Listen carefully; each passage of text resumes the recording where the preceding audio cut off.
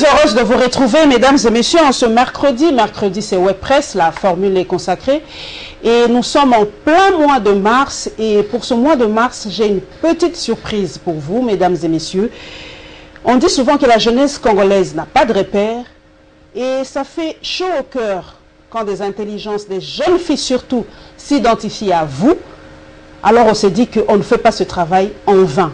Et aujourd'hui, j'ai le plaisir en tout cas de passer un peu la parole à celle qui veut être comme moi. Elle étudie à Shafak, qui veut dire l'aube. Donc c'est vraiment elle, l'aube pour la RDC. Elle s'appelle Anat Mukwayanzo. Elle veut être Paulette Kimutu, Kimpiop, pourquoi pas. Alors, pour le premier tour de questions, je laisse la parole à la petite Paulette Kimutu qui va poser une question par rapport au mois de la femme, par rapport à ce mois de mars qui est dédié à la femme. Donc, Anat Mukwayanzo, bonjour. Bonjour. Ça va? Ça va très bien. Ça va très bien. Alors, moi, je vous pose un tout petit peu aussi la question parce que je suis un peu curieuse. Pourquoi m'avoir choisi, moi? Parce que vous êtes un très bon modèle, vous êtes intelligente. Quand vous parlez, on sent que vous savez ce que vous êtes en train de dire. Donc, c'est ça. Merci. Alors, je vous passe la parole, Paulette Kimutu, pour poser la question à tes confrères. Chers confrères, pouvez-vous expliquer à nos téléspectateurs le rôle concret du ministère de Genre, Famille et Enfants en ce mois de mars, le mois dédié à la femme? Quel est l'impact de ce ministère dans le quotidien des femmes congolaises? Merci beaucoup, madame, pour la pertinence de la question. Je dirais parfois que c'est moi, s'il m'était demandé moi au départ, je n'aurais pas opté pour qu'il y ait un mois dédié à la femme. Si on dédie un mois à la femme, alors le reste des mois, alors les femmes ne doivent pas avoir un mois dit. Moi, je pense que les gens qui ont milité à ces choix de ce mois, peut-être c'est leur temps, peut-être avec notre temps aussi, je reviendrai pour que ces mois soient extirpés, qu'ils ne soient pas qualifiés comme un mois de femme. Mais quant au ministère du genre femme et famille, j'estime, je crois que non, c'est un travail qui ne doit pas se faire seulement durant ces mois, mais c'est un travail qui doit se faire du 1er janvier au 31 décembre. Oui, juste pour renchérir dans le même sens que Nico, mais à ma manière, ce ministère du genre et famille a son importance, selon vous. Ça a son importance, mais malheureusement, c'est juste les femmes blancs qu'on a mis dans le gouvernement. Son rôle réel, c'est de sensibiliser. Quand je suis en train de voir les ministères du genre qui fonctionnent dans d'autres cieux, ce n'est pas comme ici. Parce que ce ministère doit former la femme, doit rappeler à la femme quels sont ses droits et devoirs. Dans le cadre du gender, donc ce qu'on appelle en français les genres. Ce ministère doit rappeler à la jeune fille, comme Madame Manzel Mukwayanzo, dès maintenant à son âge, elle doit savoir que moi, en tant que jeune fille, j'ai un rôle, j'ai des droits et devoirs dans cette société. D'ailleurs, ils ajoutent et famille. Même s'ils n'ajoutaient pas famille, la maman finit par faire famille. Mukwayanzo deviendra demain une maman, mais c'est le moment que ce ministère doit dire à mademoiselle Mukwayanzo que, écoute, tu deviendras maman demain, voici tes droits, voici tes devoirs dans cette société où tu ne seras pas seule, il y a des hommes aussi. Malheureusement, c'est qu'il ne se fait pas. Voilà, Mukwayanzo, j'aimerais un peu que tu me parles un peu de ton école, comment ça se passe à Shafak, les études et tout ça. Qu'est-ce que tu veux devenir quand tu seras plus grande? Je sais que tu veux être comme moi je fais le journalisme à l'IFASIC. Qu'est-ce que toi tu veux faire? Le métier de comptable m'attire bien. Le comptable. Ouais, on en a besoin avec les chiffres en RDC, avec l'opacité des chiffres. Il nous faut des femmes comptables, surtout parce que les hommes, on a l'impression qu'avec les chiffres, ça ne va pas très bien. Ne me regardez pas comme ça, vous aurez une femme comptable qui suivra un peu les comptes. Mais d'ailleurs, même si elle ne faisait pas la comptabilité, déjà dans les ménages... quand l'homme trouve l'argent, elle amène ça où? C'est la femme pour... Elle est comptable, elle est un bon comptable lorsqu'elle est dans le bureau. Mais souvent, dans nos maisonnées, les femmes ne sont pas de bons comptables. Toi, tu es toujours contre les femmes. Alors, ça va, les études, ça va, hein? Oui, ça va très bien. Tu veux remercier quand même tes professeurs parce que ce sont vraiment eux qui te forment. On oublie souvent le rôle important des professeurs dans ce pays. Oui. À qui veux-tu dédier en tout cas ce passage à mon émission? à tous mes professeurs et à mes parents et à moi-même évidemment. Évidemment. Voilà, merci en tout cas Annette, vraiment Annette Moukoyanzo. Ça fait plaisir de voir qu'il y a des jeunes qui nous suivent, hein, qui nous prennent pour modèle. C'est pour ça, Dieu d'ailleurs l'a dit, et je suis avec Ambroise Mamba qui est un fervent chrétien. Dieu l'a dit, tout ce que nous faisons, nous devons bien le faire. Parce que vous voyez, il y a des gens qui nous suivent, donc nous sommes quand même des repères pour ces jeunes. Merci Annette et bonne chance pour tes études. Je vous en prie. Merci. Voilà, mesdames et messieurs, nous poursuivons maintenant. Nous prenons le grand sujet de l'heure, c'est le retrait de l'UDPS. À la Senco, comme vous le savez, Kabound a claqué la porte, c'était assez chaud hier, et on a même appris que le matin de ce mardi, il y a eu quelques attroupements vers Limete. Alors on se pose la question, Fanny Kombikai, Kabound a-t-il raison de quitter la table de négociation à cette heure-ci où la situation semble se décompter, parce que d'ici là, il y aura quand même signature ou ré-signature du traité du 31 décembre. Oui, madame, merci beaucoup. Ce qui arrive aujourd'hui à la mésaventure du centre interdiocésain ne me surprend pas. Ce sont des choses que j'ai prédites. J'ai été moult fois critiqué dans les différents plateaux pour avoir prédit. Heureusement que Dieu m'a fait l'aigle de Dieu de voir les événements avant que beaucoup ne s'en rendent pas compte. Ce qui arrive aujourd'hui à l'UDPS, mais c'était prévisible. Est-ce que vous pensez que non, le soi-disant vrai dialogue, parce qu'on qualifiait de cela de soi-disant vrai dialogue, est-ce que c'était opportun qu'on puisse convoquer une histoire à la veille du fin du mandat, au moment où il y a eu un dialogue qui était convoqué par le chef de l'an, sanctionné par une ordonnance présidentielle, au lieu de s'engager avant qu'il ne s'attarde? Et la question que je me pose toujours, pourquoi l'UDPS préfère toujours être derrière les événements? Pourquoi elle court toujours derrière les événements? Posons-nous la question, soyons sincères, non fanatiques.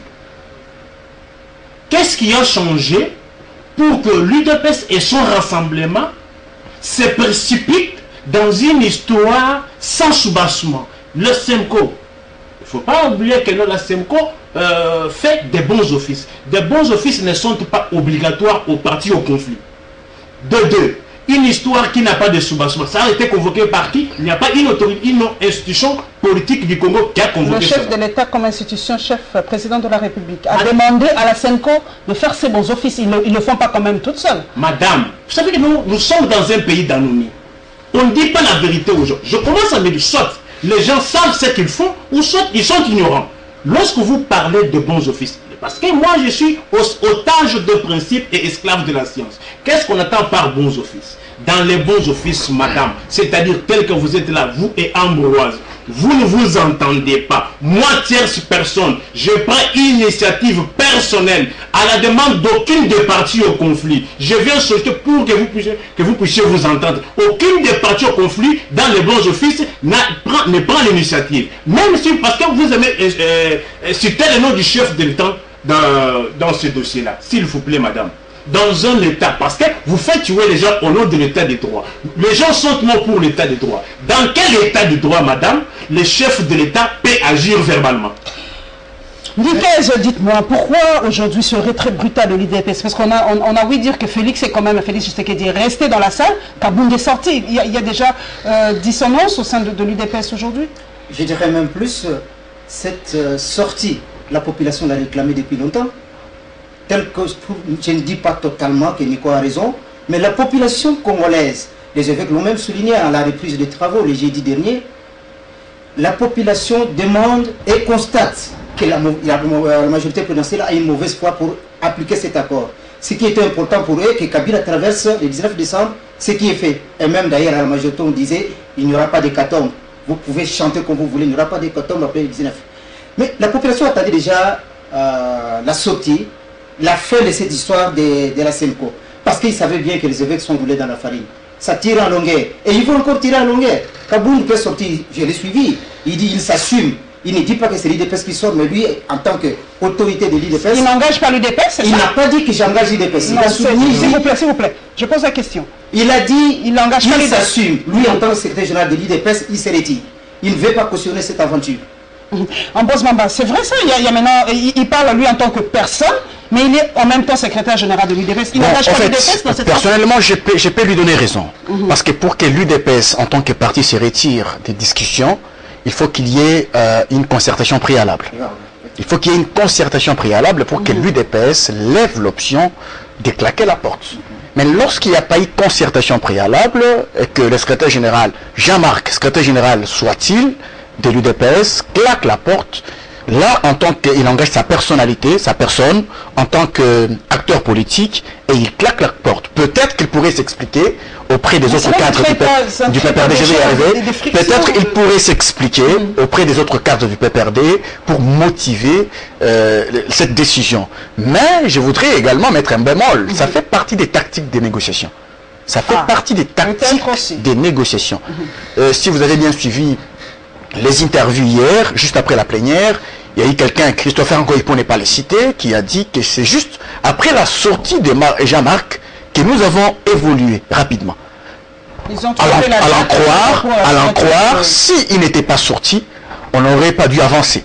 Mais puisqu'il est sorti, nous sommes quand même allés vite. Non, j'ai dit que ça fait partie des tactiques de négociation. Vous allez vous rappeler, peut-être on va en parler, qu'au moment où Kabound claquait la porte des négociations, Monseigneur Marcel Outembi était déjà à New York, chez Okitundu déjà à New York, parce que c'est ce mardi qu'ils ont été entendus devant les conseils de sécurité des Nations Unies, parce qu'il faut parler du cas RDC. Alors lorsque un grand parti du rassemblement comme l'UDPS, ou bien Jean-Marc, est à la porte, on se pose la question de savoir si l'UDPS va suivre et par ricochet tous les rassemblements. Et si on arrive à ce cas, on replonge le pays dans la crise. Parce que Nico a semblé minimiser quand même l'importance qu'il y a eu à organiser ces discussions directes entre le rassemblement et les signatures de l'accord du 18 octobre. Moi, je voudrais aussi... moi m'occuper des choses qui sont officielles, même s'il a semblé dire que le chef de l'État ne décide pas verbalement, mais au moins je sais que le chef de l'État avait reçu les évêques pour leur demander de poursuivre leur mission de bons offices. Les évêques sont arrivés à cette fin et on a vu les cadres importants de la majorité aller autour de la table parce que le chef de l'État avait accepté ces négociations. Ça veut dire que le chef de l'État en tant que garant de la nation avait senti qu'il y avait nécessité de pouvoir réunir les enfants d'une même maison autour d'une même table pour parler paix. Et je pense que ça nous a donné quand même la paix parce qu'il y avait une psychose à marche de la date du 19 décembre, il y avait une psychose au sein de la population. Ça désamorçait un peu la crise, la bombe a été Vous allez parler. Ma consoeur, j'ai certifié lorsque Nico semble faire allusion à une base juridique. Nous étions à Sun City, c'était convoqué sur base de quelle est la base juridique? Nous étions à Gaborone, c'était quelle base juridique? Il ne fallait pas pour que les Congolais puissent trouver une piste de solution par rapport à un pays qui allait pratiquement imploser parce que le sang était prêt. Kinshasa allait s'embraser. Il fallait quand même qu'il y ait ces pasteurs, ces hommes de Dieu qui ont accepté qu'écoutez, nous on n'a pas besoin des salaires, on n'a pas besoin des perdiens, mais nous pouvons quand même vous mettre quelque part pour vous entendre. On ne peut pas dire, Nico, qu'aujourd'hui, cet accord, une fois appliqué, que ça sera nul, que ça ne peut pas faire marcher le pays, et on pourra dire, donc même le député ne peut pas dire que non, ça n'a pas une base juridique. Oui, Nico, mais c'est vrai que pour vous, le travail de la SENCO, on peut le balayer d'un revers de la main, ça ne sert à rien, puisqu'aujourd'hui, avec la sortie fracassante de Kabound, donc vous dites que, eh bien voilà, ce que je prédisais, eh bien voilà. Écoutez, non seulement ce que j'ai prédisé, je suis fier, et ce qui m'écoeure est que, pourquoi cette vereuse c'est toujours vos articles. Nous gagnons le temps. Voilà, nous gagnons le temps. Cette contradictoire opposition se refait toujours tardivement. Madame, le 18 octobre dans ce pays, à Kinshasa, il y a eu une signature. On a fait appel à tous ces gens-là. Personne n'a voulu. Ils ont posé moult préalables. Nous n'irons pas au dialogue s'il n'y a pas un panel de facilitateurs. Nous n'irons pas lorsqu'il n'y a pas un émissaire des Nations Unies. Nous n'irons pas lorsque les projets petits ne seront pas relaxés. Nous cherchons un dialogue conforme à la résolution 2277. Nous cherchons un dialogue qui soit conforme à l'accord d'Addis Abeba. Madame, d'ici octobre au 31 décembre, qu'est-ce qui a changé pour que ces gens-là, après que le sang de mon peuple ait coulé? Madame, Il y a eu des Congolais qui sont morts le 19 septembre. Je peux vous citer quelques noms. Il y a Stéphane Mbemba, un papa de 8 enfants, hébergé dans une église adventiste, à l'Umete Salongo. Or, aujourd'hui, tous ces enfants-là sont restés orphelins. Tu parles les gens, introuvables jusqu'à ce jour. Bokassa Boukin de Bandolungwa, mort, madame. Si le rassemblement avait compris d'aller parler tout ce que j'avais à dire au camp Tchachi, il n'y aurait pas eu mort. On aurait gagné les S'il vous plaît, madame. Et pourquoi aujourd'hui, ceux-là qui ont accepté, ceux-là qui ne veulent pas jouer le jeu de cache-cache, ceux-là qui ont dit nous voulons aller négocier avec les pouvoirs au vu et aussi de tout le monde, ces gens ne sont qualifiés des traîtres de ceci, de cela. Mais aujourd'hui, à moins de 11 jours de la fin du mandat, sans qu'aucun préalable posé par le rassemblement n'ait été respecté, ils se sont tous précipités, tombés dans les traquenards de la majorité. Écoutez, en politique, on ne se fait pas des cadeaux. Aujourd'hui, tout ce qui arrive au rassemblement, c'est la résultante de la taxonomie d'hier. Hein? Il ne faut pas oublier ça. Les politiques congolaises, en tout cas, sont en train de faire leur théâtre, permettez l'expression, parce que c'est ça l'expression qui est employée aujourd'hui. On sort, on ne sort pas, on se bat pas. Aujourd'hui, qu'est-ce qui se passe avec les politiques congolaises? Écoutez, on va trouver cette signature-là prévue aujourd'hui. Vous l'avez dit, c'est peut-être la semaine prochaine. Je vous en prie. Est-ce que cette signature-là sera vraiment apposée et sera respectée, s'il vous plaît, cette fois-ci? Au regard de tout ce qui s'est passé, on n'y croit plus. En tout cas, au regard de tout ce qui se passe, on n'y croit plus parce qu'on se pose la question de savoir si les deux camps politiques sont sérieux pour amener le pays vers un accord. Mais le problème se pose à ce niveau. Il y a eu le premier dialogue dont parle Nico avec beaucoup d'énergie. Et c'est effectivement, après ce premier dialogue, le pays il n'a pas été dans une sorte d'accalmie. Parce que après ce premier dialogue, il y a eu des morts que nous déplorons tous. Et le chef de l'État ne voulait plus continuer à compter des morts.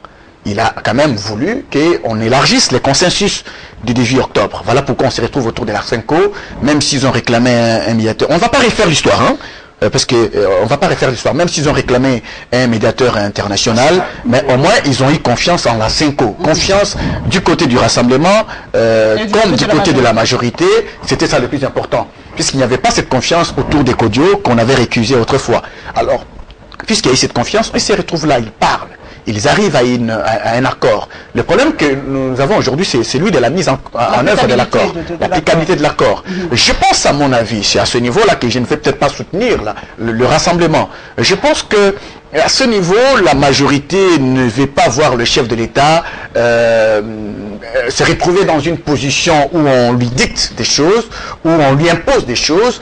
Elle souhaite quand même que le chef de l'État ait quand même le temps de pouvoir exercer son pouvoir discrétionnaire. Voilà pourquoi il demande les 3 noms, la proposition des 3 noms qui peuvent être nommés Premier ministre. J'ai dit à mon niveau, puisqu'il faut aller de l'avant, puisqu'il faut aller de l'avant, la majorité, et le rassemblement, j'allais parler du rassemblement, peut quand même accepter à mettre la majorité dos au mur, parce que là il s'agit des manœuvres dilatoires. Qui bloque l'accord? Est-ce la majorité ou le rassemblement? La Cinco, lors de l'ouverture des travaux, la poursuite des travaux de l'arrangement particulier, a annoncé qu'elle va déceler les manœuvres dilatoires et chercher à prendre le peuple à témoin.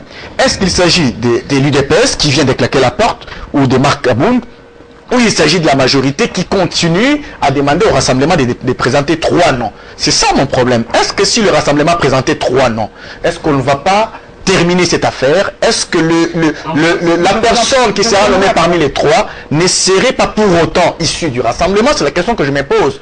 Est-ce qu'il faut continuer à réclamer ça? Je me dis, à ce moment-là, il y a des mauvaises foi de part et d'autre. Alors il faut arriver à faire des concessions. Qui va faire des concessions? C'est ça le problème. Nous avons suivi André Aléa Tundou. Il y a des voix qui s'élèvent qui ne veulent pas de la rencontre Félix Tshisekedi, Joseph Kabila. Pourquoi? Et pourtant, on a l'impression que cette rencontre va peut-être dissiper les doutes et dissiper les nuages. Je pense que si on est réellement observateur de la scène politique congolaise, on doit se rendre compte que M. Kabila, eh bien, il joue à l'usure du temps. La majorité présidentielle n'a pas d'autre calcul que de jouer à l'usure du temps. C'est ce que vous avez pu voir, pourquoi la CENI n'a pas commencé son travail assez tôt. Il compte certainement sur le temps que le temps puisse s'amuser. Et puis après, bon, on dit, bon, regardez vous-même, ce n'est plus possible maintenant, repoussons encore. C'est l'usure du temps. La majorité joue à ce jeu-là. Avant de signer cet accord le 31 décembre, le même samedi, il y a eu trop de problèmes. La majorité voulait qu'on dise ça entrera en vigueur ultérieurement. Après, non, disons, ça entrera en vigueur dans 6 mois. On dit pourquoi? Ils ont dit non, il faut qu'on laisse un peu Abadi Banga le temps un peu de jouir un peu de cette nomination, sinon ça serait l'humiliation pour lui. Aujourd'hui, même ce que nous sommes en train de nous dire, c'est hypothétique aussi si le 27, ils peuvent rentrer, parce qu'il parle des problèmes de nomination, bon, de désignation du Premier ministre, 3 noms. Au niveau du rassemblement, je pense que s'il persiste qu'ils disent, nous restons à 1 nom, la majorité veut pousser le rassemblement à l'accompagner à violer l'accord du 31 décembre. Parce que il faut qu'il donne 3 noms. Demain, la majorité dira, c'est la jurisprudence. Hier, nous vous avions demandé 3 noms, ce n'était pas dans l'accord, vous aviez obéi. Aujourd'hui, nous vous demandons ceci, pourquoi vous voulez objecter? Non, c'est que vous avez obéi. Hier, c'était la jurisprudence, continuez. Donc, la majorité joue à l'usure du temps. Et en réalité, si vous regardez, ils sont en train d'appliquer l'accord du 18 octobre maintenant, qui doit amener les élections présidentielles au plus tard, s'inédiées en 2018. C'est ça pour vous aussi, la parade trouvée par la majorité présidentielle, jouer à l'usure du temps et appliquer, qu'on le veuille ou pas, de fait, l'accord du mois d'octobre? Madame, je me dis, soit on est dans l'univers politique, ou soit nous sommes dans l'univers de la morale. L'univers politique, c'est un monde sans merci. C'est un monde aléatoire. Tous les coups sont permis. Ce sont des théories des sciences politiques. Si cette véreuse opposition tombe dans le jeu de la majorité, je ne suis pas de la majorité, mais néanmoins, aujourd'hui, tout ce qui se passe, c'est à l'avantage de la majorité. Qui a favorisé cela? Qui a ouvert la brèche pour la majorité? Mais c'est cette véreuse opposition que vous soutenez, madame. Le 18 octobre. Moi, je ne soutiens pas. Il faut vous retirer. Vous, les Congolais. Ok, merci. Mais si le rassemblement avait compris le jeu, qu'est-ce que Kodjo allait imposer comme point de vue au Kantiachi? C'était un facilitateur, madame. Mais comme il n'y a pas la réflexion, comme il n'y a pas de laboratoire, les chefs ils ont refusé comme ça. Et c'est comme ça, maintenant, ils se réveillent tardivement. Pour parler de Kabound, Kabound a dit ceci. Je suis secrétaire général de l'UDPS, c'est moi qui gère l'UDPS et s'engage tous les partis. Ah bon? Ah oui. Il y a un débat à ce niveau-là. J'ai dit, moi, c'est que j'ai suivi Kabound dire ça. Tout le monde dit qu'il a suivi. Il engage le parti, je n'ai pas. J'ai dit, il a dit, je suis secrétaire général de l'UDPS, c'est moi qui gère l'UDPS par ricochet, la décision engage l'UDPS. J'ai suivi Kabound hier sur Top Congo. Là n'est pas le débat. Les blocages, madame, il y a un blocage initial. Mais il y a eu d'autres blocages qui se sont suivis. Il y a le problème de la liste, c'est un problème. Il y a un problème aussi du président du Conseil national du suivi de l'accord. À cette question, pour la majorité, le président avait été désigné à titre intuiteur personnel. Ce n'était pas une tâche qui revenait seule au rassemblement. Pour la majorité à ce jour, il faut que toutes les parties prenantes à cette mésaventure-là se réunissent pour choisir la seule et l'unique personne habilitée à traiter avec Kabila. Oui. Et pour la scission au niveau du rassemblement, madame, je vous en prie. La scission au niveau du rassemblement. Pourquoi il y a eu scission?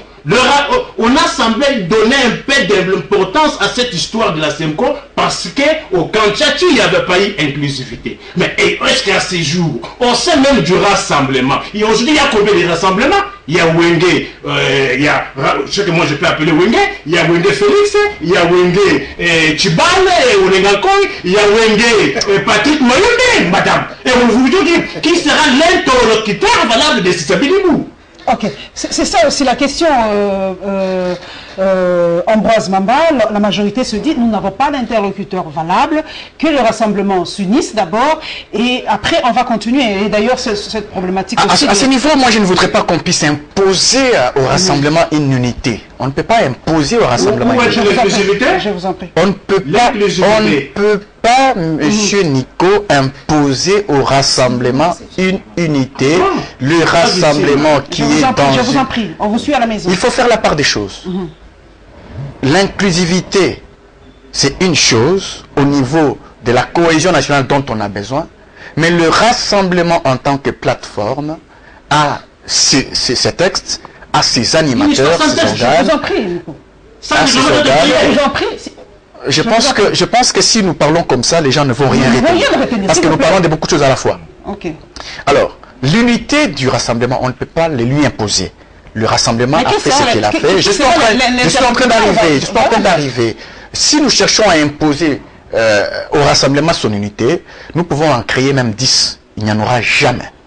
Mais si nous regardons du côté de la majorité, parce que nous sommes en démocratie, c'est la loi de la majorité, vous pouvez remarquer qu'il y a des composantes au sein du rassemblement qui se sont alignées derrière Félix Tshisekedi. À ce niveau, vous pouvez comprendre que les autres personnalités faisant membre des composantes, leurs composantes ayant signé en faveur de Tshisekedi, le choix est clair. Et alors, si vous commencez à dire au rassemblement que parce que les autres ne sont pas avec vous et qu'ils ne sont que des personnalités qui y ont laissé leurs propres composantes s'engager en faveur de Félix Tshisekedi, là il y a un problème. On peut vous soupçonner de créer un problème au sein du rassemblement. Mais je n'ai pas fini parce que Nico a parlé de beaucoup de choses. Alors, en même temps, lorsque nous revenons à l'accord lui-même, je pense qu'il y a un problème avec le conseil, le président du CNSA, que la majorité veut renégocier, l'opposition signataire également. On a donné la raison parce qu'il y avait un consensus autour de la personne de Tshisekedi. Ça ne revenait pas non plus à l'UDPS ni au rassemblement. Là, on renégocie le poste. Ce sont des bonnes guerres. Ils peuvent y arriver. Le temps passe, justement. Mais moi, mon problème, au niveau de l'accord du 31 décembre, il y a eu des forces et des faiblesses. La force qui a été reconnu par le président du Sénat notamment, c'est le fait que l'accord interdit pendant la transition de recourir au référendum pour changer la constitution. C'est parmi des forces. On interdit au chef de l'État de revenir, de se représenter au pouvoir, c'est parmi des forces. Mais la faiblesse de l'accord du 31 décembre, c'est le fait que l'accord du 31 décembre n'a pas une clause qui abroge celui du 18 octobre. Exactement. Donc il n'y a pas une clause qui abroge celui du 18 octobre. Ça signifie que l'accord qui est en place, il y a des institutions qui sont là en place aujourd'hui. Le Premier ministre Sami Badibanga qui travaille sur base de l'accord du 18 octobre. Celui du 31 décembre n'a pas abrogé l'accord du 18 octobre. À mon avis, le rassemblement qui estime que le temps passe parce que l'accord du 31 décembre n'est pas appliqué, qu'est-ce qu'il peut faire? Quel est l'objectif du rassemblement? C'est l'alternance. L'objectif du rassemblement n'est pas de prendre la primature. Si l'objectif du rassemblement... Je n'ai pas fini. Si l'objectif du rassemblement, c'est de voir le pays basculer dans une alternance démocratique, ils n'ont qu'à laisser Badibanga travailler pour préparer les élections, parce que les élections, selon l'accord Kodjo, vont se tenir en avril 2018. Et les élections, selon l'accord Senko, c'est en décembre 2017. Puisqu'il n'y a plus de temps, ils peuvent se retirer, parce que nous sommes déjà plein dedans dans les glissements. Les glissements, nous y sommes déjà, parce que toutes les institutions aujourd'hui ont dit qu'elles sont illégitimes. On laisse à Badibanga de continuer et puis on consacre la philosophie. D'Ambroise est assez logique. On laisse Badibanga travailler puisque l'accord du 31 décembre n'a pas abrogé celui du 18 octobre. Badibanga, il travaille. Alors, pour gagner les temps, lançons-nous dans la préparation des élections, parce que moi j'ai reçu quelqu'un de la majorité la semaine passée, ils ont dit, mais voilà, nous préparons nos élections, et eux, ils sont en train de faire des tournées à travers le monde pour expliquer je ne sais pas moi quoi. Alors, que doit faire le rassemblement aujourd'hui? Parce qu'on se bat aujourd'hui pour le poste de Premier ministre, tout simplement. C'est la guerre aujourd'hui. Je voudrais commencer par là où Ambroise a commencé. Quand la majorité s'immisce dans le problème du rassemblement, moi je pense que ça ne se tient pas. La majorité présidentielle avait connu le départ des G7. Est-ce qu'on a déclaré quelque part que la majorité présidentielle ne vaut plus rien? Non. Deuxième question que je peux poser, même les téléspectateurs peuvent répondre. Dans une école qui existe, reconnue par le ministère de l'enseignement primaire et secondaire, un parent peut retirer ses enfants, le ministère ne peut pas déclarer cette école non viable, ou bien il n'a plus d'enfants. Ceux qui sont partis du rassemblement, c'est juste une fraction. Le rassemblement, ce n'était pas des individus, déjà, M. Olengankoy, non. Il y avait des plateformes. M. Olengankoy a posé une signature, non au nom de sa famille. Non au nom de Olengankoy, mais au nom de sa plateforme. Au nom de sa plateforme. Et la plateforme est dans les rassemblements limités. Mais ça la Senko aussi continue à souligner que nous traitons avec un rassemblement qui a comme adresse Pétunias. C'est pourquoi d'ailleurs, même en entrant, j'ai dit, M. Olengankoy, on lui a dit, vous venez au nom du rassemblement dont l'adresse est sur Pétunias. Oui ou non? Il a consenti, c'est ça. C'est à ce titre qu'il a siégé. Et non au nom du rassemblement qui est sur la ligne de l'enseignement. Donc, c'est un faux fuyant, ça c'est chercher vraiment de pouce sur la calvitie lorsque la majorité va s'y mixer dans des petits terrains internes du rassemblement. Le rassemblement aussi a toute sa plénitude de pouvoir se restructurer et organiser maintenant un leadership. Monsieur Kabila l'avait demandé aux évêques que demain j'attends le nouveau leadership du rassemblement qu'ils viennent me rencontrer avec la lettre laissée Mais avec par cette division, qui doit y aller? Mais le rassemblement s'est restructuré, maintenant il y a M. Félix Tshisekedi. Non, c'est Félix Tshisekedi qui ira voir M. Kabila. La même lettre, la Senko l'a remise à qui? C'est à M. Félix Tshisekedi. Ce leadership est reconnu. Ok. Nous allons parler maintenant du voyage de Cheo Kitundu et de Utembi. Nous gagnons le temps et de Wembi aux États-Unis. Utembi, merci. Ils sont partis en mission, entre guillemets, mais c'est ça, les gens se plaignent. On dirait que les décisions pour la République démocratique du Congo doivent se prendre à l'extérieur. Pourquoi ces démarches diplomatiques aujourd'hui? Cette bataille diplomatique chez Kitundu, Utembi, les Lucha, les mouvements citoyens, qu'est-ce qui se passe? Madame, c'est avec beaucoup d'effarement, de consternation et de querellement que ce genre de voyage s'effectue pour la RDC. Madame, la SEMCO, s'il doit y avoir une délégation de la SEMCO, il doit y avoir aussi une délégation de l'église l'église protestante. Il doit y avoir aussi une... Quelqu'un les empêche de faire un voyage. Écoutez, madame, écoutez, on fait du méli-mélo dans ces pays. Hein. Moi, je vous ai posé une question claire. Pourquoi ce démarche? Qu'est-ce que ça impacte? C'est ce que je dis. Donc pour vous, les musulmans devaient partir, les protestants et tout ça? Qu'est-ce qu'une organisation confessionnelle a à voir ou bien à traiter avec le monde extérieur pour les questions d'un État souverain? L'État ne peut pas être représenté en dehors de ses frontières par une autre personnalité ou bien une autre personne morale si ce n'est pas le cas qui est représenté par le président de la République, le Parlement, le gouvernement et les cours et tribunaux. On veut l'état des droits, mais on est anti-état des droits, madame. On est anti-droit. Et puis non, c'est dans l'état même parti par vous. Je vais vous préciser une chose. Parce que l'estimé confrère semble donner raison au rassemblement. À ce jour... Nous revenons pas sur ce sujet. Nous parlons maintenant de ce voyage-là. Ça impacte sur quoi? Sur la RDC? Écoutez, je ne sais pas si c'est un voyage confessionnel qui n'a rien à voir avec les affaires de l'État, tant mieux. Mais si c'est un voyage qui a comme mission d'aller chercher les influences extérieures, moi, vu mes qualités tribuniciennes, je ne peux en aucune fois accepter cela. Ici, madame, nous sommes dans une logique. Nous sommes au mois de mars. Nous sommes le 22 mars 2018. Suivant le calendrier. Le 21 aujourd'hui. Le 22.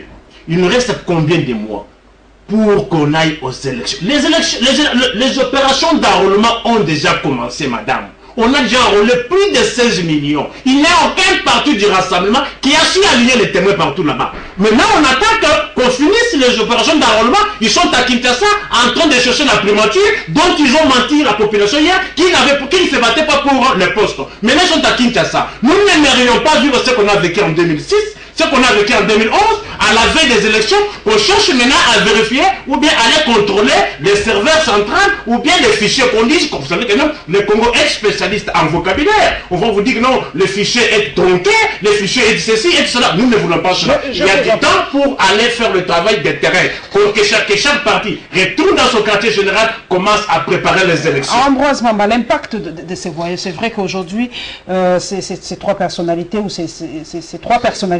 sont allés devant le Conseil de sécurité pour parler de la RDC. Est-ce qu'il y aura-t-il une sortie de crise avec ce voyage? Je voudrais d'abord dire à Nico quelque chose. La RDC est un État membre des Nations Unies. Les Nations Unies parlent de la paix à travers le monde. La RDC a connu un problème à la suite de la fin théorique du mandat du chef de l'État.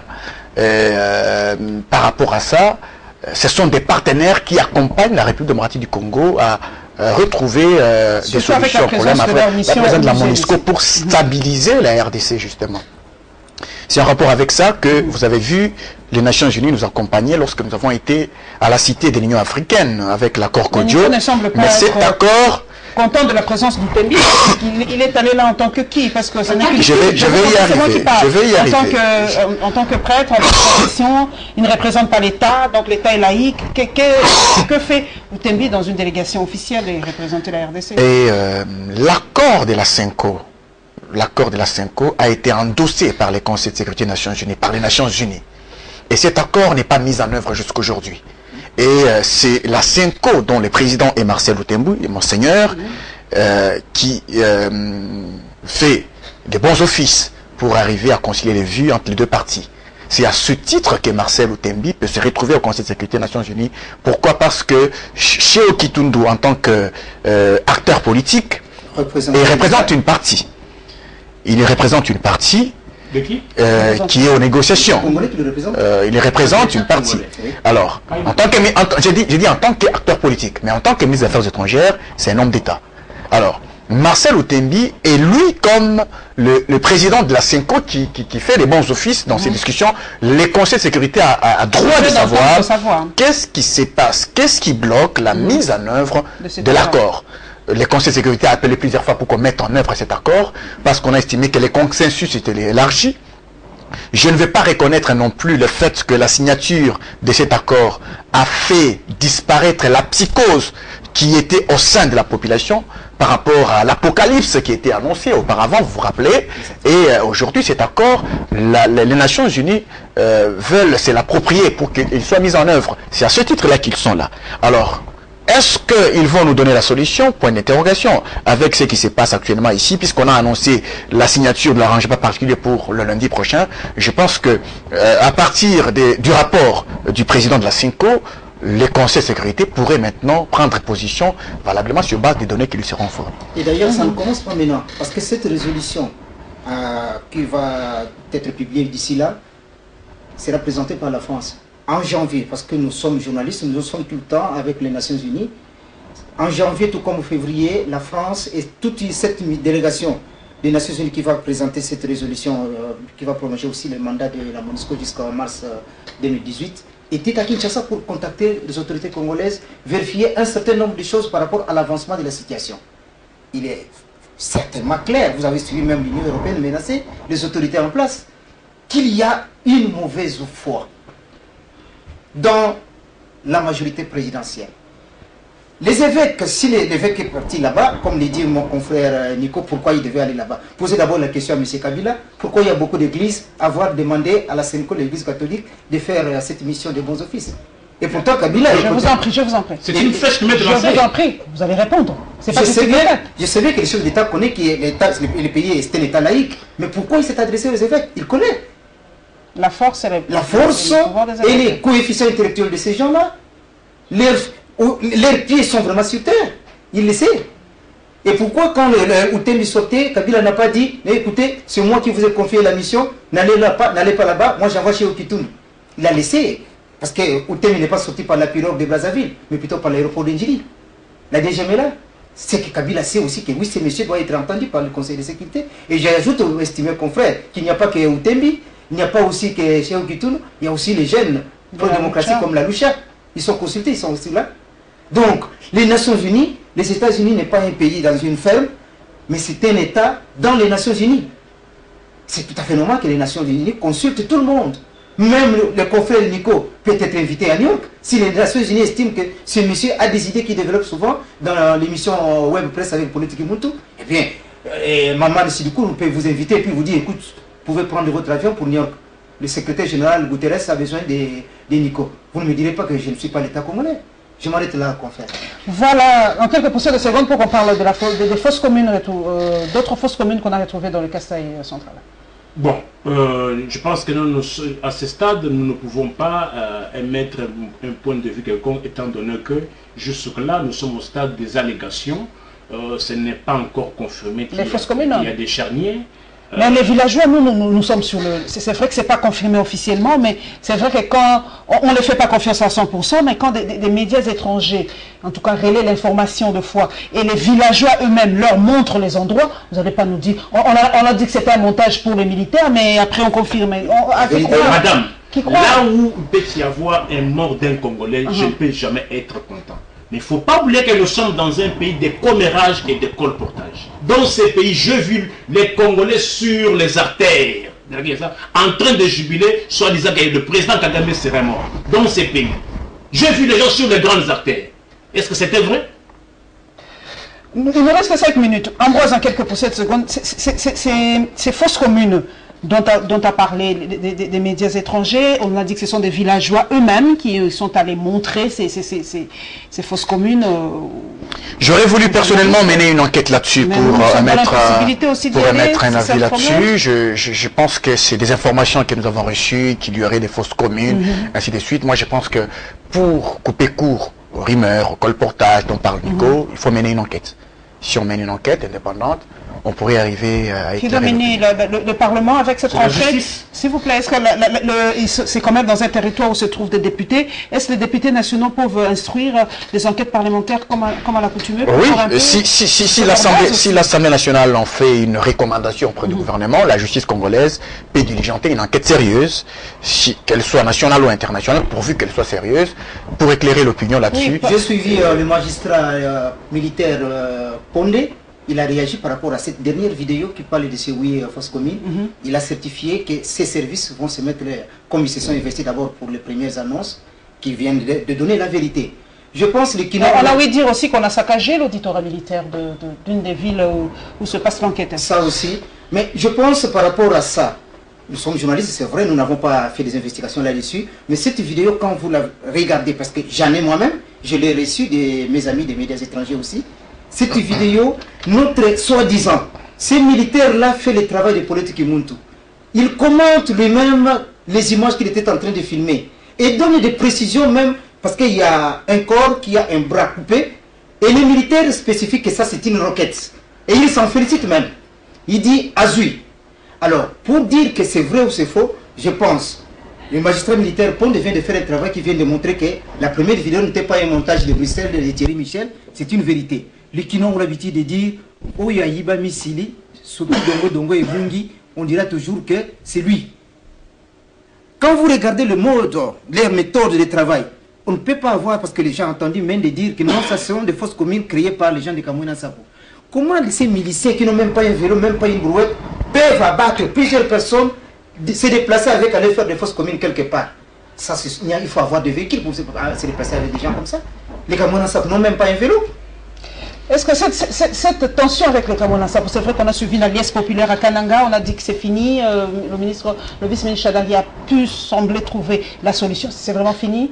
On a suivi même la Mamou nationale Tchelamouana à la RTNC qui plaide voilà, pour la fin de cette situation. Vous pensez que c'est fini avec la descente de Chadari? Personnellement, je n'ai jamais été d'accord avec les mots opérés par le ministre des Affaires intérieures. Moi, je suis du genre de dur.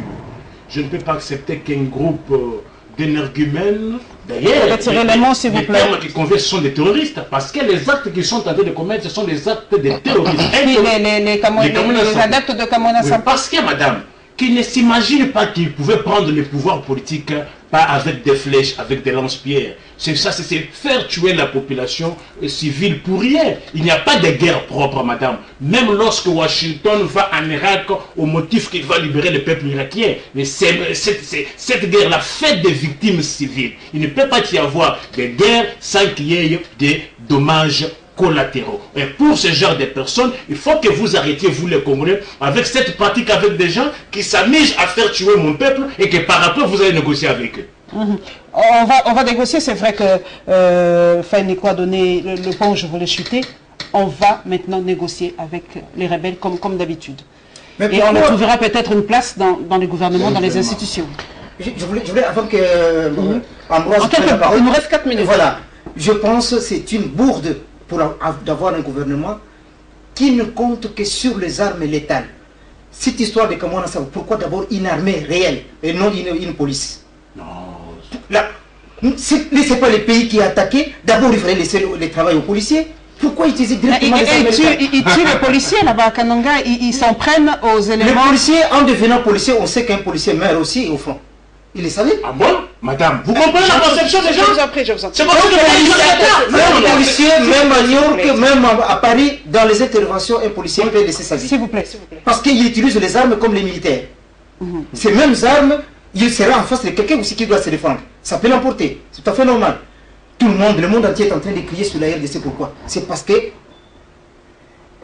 l'usage est excessif et disproportionné de ce que l'armée congolaise. Personnellement, je suis avec les rebelles de Sampo et on trouvera des postes pour calmer la situation. Bon, personnellement, je suis de la province qui pose problème. Je suis de cette province, j'ai risque d'avoir la passion dans cette affaire, mais il me semble qu'il fallait résoudre ce problème à partir de sa cause. Et quelle est la véritable cause de cette affaire? Mais quand même, le ministre Chanel a dit qu'on va... Nous n'avons pas suffisamment... On va déterrer le corps, on va remettre le corps de Kamuna Sampo pour qu'il soit enterré maintenant avec... Je pense que cette annonce a semblé soulager les villageois. Cette annonce a semblé soulager les villageois. Vous savez, ces genres de problèmes, il ne faut pas les traiter avec beaucoup de légèreté. Il ne faut pas les traiter avec beaucoup de légèreté. Je pense qu'à ce niveau, il faut avoir beaucoup de gants, porter des gants. C'est vrai, Chadari est parti pour résoudre le problème. Il faut les soutenir pour qu'il y ait la paix. Et voilà pourquoi on annonce même qu'on déterre le corps, qu'on le remette aux villageois. C'est parmi les solutions. Parce qu'il faut qu'il soit enterré selon les rites villageois, des chefs coutumiers, ainsi de suite. Ce qui a été fait, est-ce que c'était bon, ainsi de suite. Il ne fallait pas créer d'abord un problème pour qu'il y ait un soulèvement, pour qu'on dise qu'on les appelle terroristes, ainsi de suite. C'est très important. Ce genre de choses, il faut prendre des décisions sérieuses, décisions courageuses pour arriver à la paix. Lorsqu'on crée un problème dans un village, et puis il y a un soulèvement des villageois, il faut savoir se remettre en question, se remettre en cause pour savoir... Nous sommes à la fin. Juste une phrase pour compléter Ambroise. Nous sommes à la fin. Je pense que le gouvernement doit apprendre de ne pas d'abord recourir aux armes. En Afrique, il y a un principe, lorsqu'un chef se fâche, on lui amène des présents, des cadeaux. Et non d'abord lui amener des armes, l'intimider. Ça c'est en Afrique, mais moi je définis l'État comme ceci. Nous sommes à la fin. La seule personne dotée du monopole des contraintes physiques sur un territoire. Merci Faniko Mikaï, merci à vous mesdames et messieurs. La télé c'est le temps, les sujets sont passionnants. Nous reviendrons le mercredi prochain. Merci donc à Faniko Mikaï de Top Media. Merci à Nikez Mouzani d'Afrique Eco. Merci en tout cas à Ambroise Mamba de Congo Web Télévision. Ça fait toujours plaisir de recevoir un homme de Dieu parce qu'il m'inspire beaucoup. Je lis beaucoup de ses publications et ça nous inspire. Donc nous nous retrouverons mesdames et messieurs avec le même plaisir le mercredi prochain et prenez rendez-vous pour la nouvelle structure Presse pour le Progrès, RDV, le mercredi prochain. Inch'Allah.